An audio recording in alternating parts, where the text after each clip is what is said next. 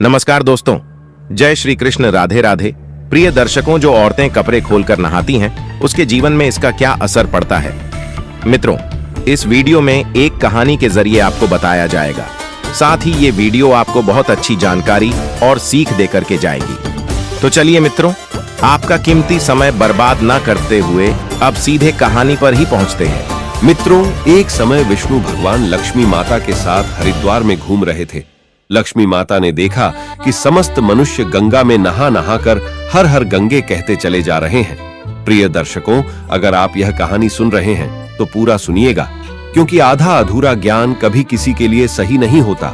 इसके अलावा हे माता लक्ष्मी, जो भी भक्त इस वीडियो को लाइक करे और चैनल को सब्सक्राइब करके कमेंट में जय माता लक्ष्मी लिखे, उनके घर में धन की कभी कोई कमी न रहे, उनका घर हमेशा धन से भरा रहे।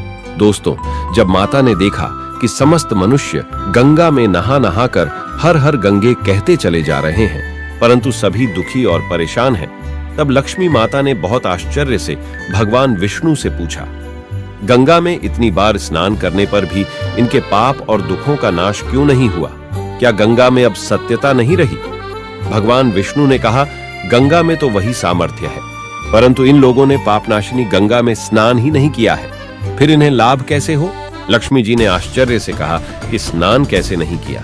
सभी तो नहाकर जा रहे हैं, अभी तक इनके शरीर भी नहीं सूखे हैं। भगवान विष्णु ने कहा, ये लोग तो केवल जल में डुबकी लगाकर आ रहे हैं, तुम्हें कल इसका रहस्य समझाऊंगा। दूसरे दिन बहुत जोर की बरसात होने लगी, गलियां कीचड़ से भर गई।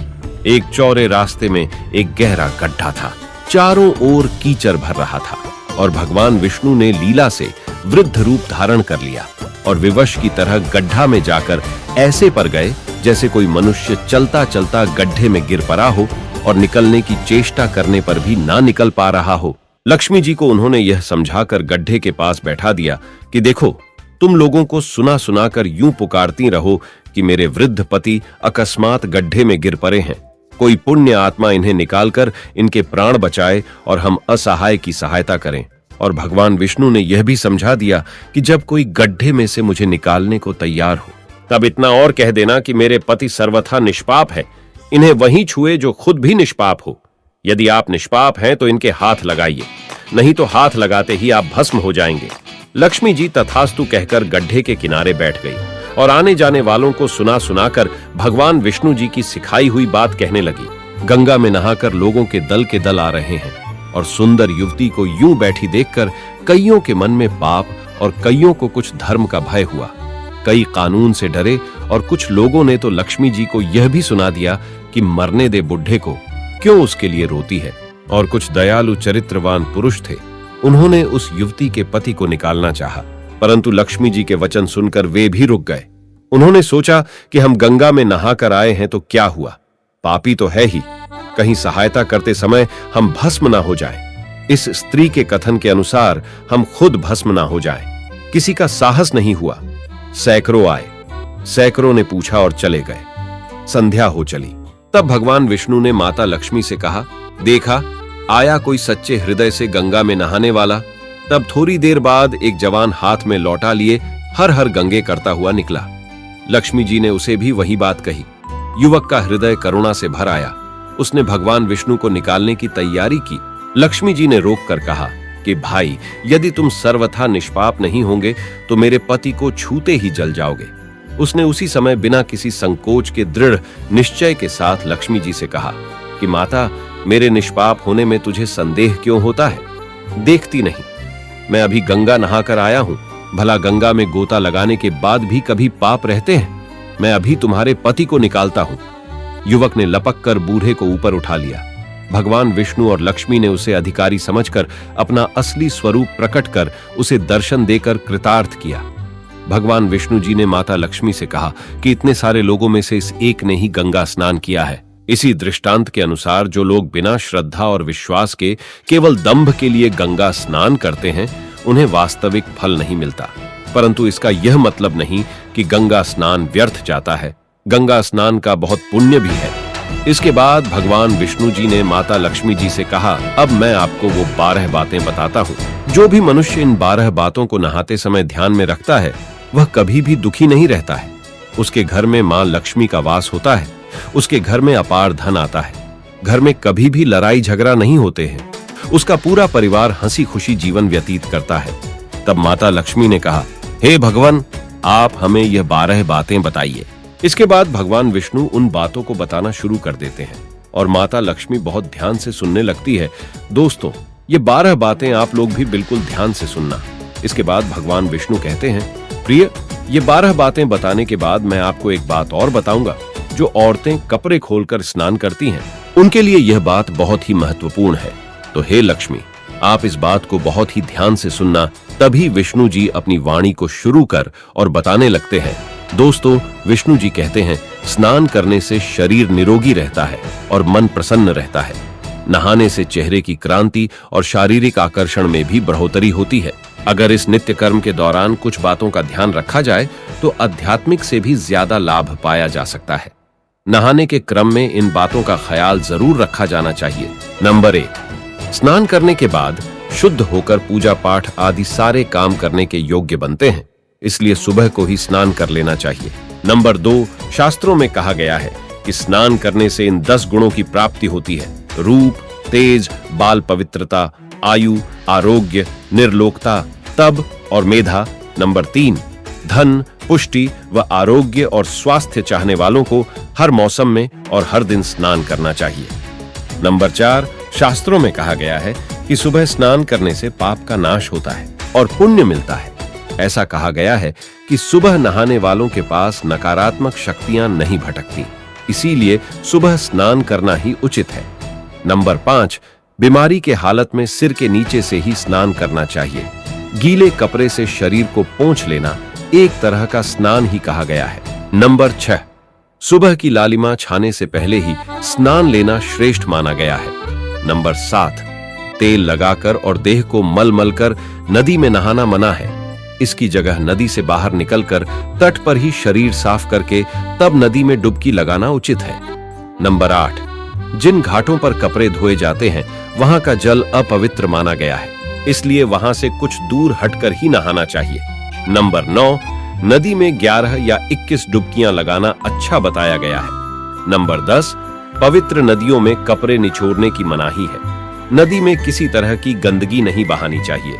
नंबर 11, नल की तुलना में झरने का पानी, झरने से ज्यादा नदी का पानी, नदी के पानी से किसी तीर्थ का जल, तीर्थ के जल से गंगा जल अधिक श्रेष्ठ माना गया है। नंबर 12, गंगा माता का कथन है कि स्नान करते वक्त कोई चाहे जहां भी मेरा स्मरण करेगा, मैं वहां के जल में आ जाऊंगी। इसके बाद भगवान विष्णु जी ने कहा, अब मैं आपको औरतों के बारे में बताता हूं जो औरतें कपड़े खोलकर स्नान करती हैं। हिंदू धर्म शास्त्रों में हर एक चीज के लिए कुछ नियम बनाए गए हैं। इन नियमों में से एक है स्नान को लेकर की गई बातें। ऐसा माना जाता है कि आम व्यक्ति को शास्त्रों के नियमों का पालन जरूर करना चाहिए, जिससे उनके घर की सुख समृद्धि बनी रहती है और खुशहाली आती है। साथ में अपार धन बरसता है, माता लक्ष्मी प्रसन्न होती है। दरअसल हमारे शास्त्रों में ऐसी कई बातें लिखी गई हैं जिनका हम पालन सदियों से करते चले आ रहे हैं, लेकिन उसके कारणों के बारे में हमें अभी भी पूरी जानकारी नहीं है। ऐसे ही नियमों में से एक है निर्वस्त्र स्नान करना। आपने अक्सर घर के बड़ों को ऐसा कहते सुना होगा कि कभी भी स्नान बिना कपड़ों के यानी निर्वस्त्र नहीं करना चाहिए। अगर हम पौराणिक कथाओं की बात करें तो निर्वस्त्र स्नान की मनाही का एक सबसे बड़ा कारण कृष्ण जी के समय से जुड़ा है। पौराणिक कथाओं के अनुसार एक बार जब गोपिकाएं सरोवर में स्नान कर रही थीं और वो निर्वस्त्र थी, उस समय बाल कृष्ण ने गोपियों के सभी वस्त्र छिपा दिए। उस समय जब कृष्ण जी ने उनके वस्त्र छिपा लिए और गोपियों ने अपने वस्त्र वापस लेने की प्रार्थना की, तब कृष्ण जी ने उन्हें समझाया कि कहीं भी बिना वस्त्र धारण किए स्नान नहीं करना चाहिए। इससे जल के देवता वरुण का अपमान होता है, इसलिए आपको निर्वस्त्र स्नान न करने की सलाह दी जाती है। अगर आप नहाते समय यह सोचते हैं कि बंद कमरे में कोई आपको नहीं देख रहा है, तो ऐसा गलत है, क्योंकि ईश्वर आपको हर स्थान पर देखते हैं। और यदि आप निर्वस्त्र होकर स्नान कर रहे हैं तो यह मुख्य रूप से जल के देवता वरुण का अपमान करने जैसा होता है। निर्वस्त्र स्नान से आपको पाप लग सकता है और आर्थिक एवं शारीरिक नुकसान पहुंच सकते हैं। यदि आप निर्वस्त्र स्नान करते हैं तो आपके शरीर में नकारात्मक ऊर्जा प्रवेश करती है और आपकी मानसिकता भी नकारात्मक हो सकती है। इसीलिए हमेशा आपको यही सलाह दी जाती है कि आप नहाते समय कोई एक कपड़ा जरूर धारण करें, लेकिन बिना कपड़ों के स्नान ना करें, तभी आपके लिए बेहतर होगा। निर्वस्त्र स्नान से शरीर की सकारात्मक ऊर्जा शरीर से बाहर निकल सकती है और इसका प्रभाव आपके शरीर के साथ आपके मन मस्तिष्क में भी होता है। गरुड़ पुराण के अनुसार जब आप स्नान करते हैं तब आपके पितृ यानी मृत पूर्वज आपके आसपास मौजूद होते हैं। यदि आप निर्वस्त्र स्नान करते हैं तो आपको पितृदोष लग सकता है। ऐसे स्नान करने से आपके पितरों को तृप्ति नहीं मिलती है और ये घर में पितृदोष का कारण बन सकता है और ये वस्त्रों से गिरने वाले जल को ग्रहण करते हैं जिनसे उनकी तृप्ति होती है। निर्वस्त्र स्नान करने से पितृ अतिरिक्त नाराज होते हैं जिनसे व्यक्ति का तेज, बल, धन और सुख नष्ट होता है। इसलिए कभी भी निर्वस्त्र होकर स्नान नहीं करना चाहिए। पुराणों के अनुसार नहाने वाला पानी पूर्वजों के हिस्से में जाता है और निर्वस्त्र होकर नहाने से इसे पितरों के समक्ष बिना कपड़ों के नहाना माना जाता है। शास्त्रों में ऐसी मान्यता है कि यदि कोई निर्वस्त्र स्नान करता है तो माता लक्ष्मी उससे रूठ सकती है। इससे आपकी कुंडली में धन हानि के योग बन सकते हैं और आपकी आर्थिक स्थिति खराब हो सकती है। इन्हीं कारणों से आपको निर्वस्त्र स्नान न करने की सलाह दी जाती है और शास्त्रों में भी इस बात की मनाही है। तो प्रिय मित्रों, कैसी लगी आपको ये जानकारी?